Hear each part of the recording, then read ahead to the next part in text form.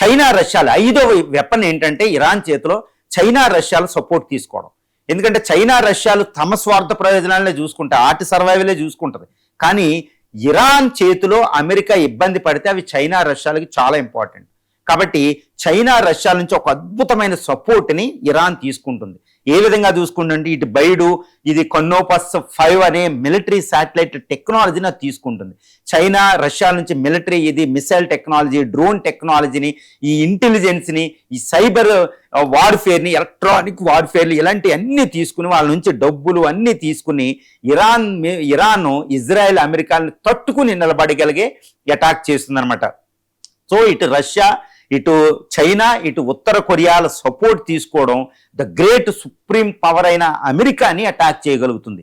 ఇది ఇరాన్ వైపు ఉన్న ద గ్రేటెస్ట్ వెపన్ అని చెప్పవచ్చు. ఎందుకంటే చైనా రష్యాలు ఉండడం అంటే ఇంకా ఇరాన్ ఓడిపోవదనే అర్థం. కాబట్టి చైనా ఇరాన్ని ఓడించాలి అంటే పూర్తిగా చైనా రష్యాలను కూడా ఓడించాలి. ఇది అమెరికాకి ఇజ్రాయెల్కి సాధ్యం కాదు. కాబట్టి ఇరాన్దే ఫైనల్గా గెలుపు ఉంటుంది. అమెరికా ఇజ్రాయెల్ ఓడిపోకపోయినా వెనక్కి వెళ్ళడం అంటేనే ఓడిపోయినట్టు అనమాట.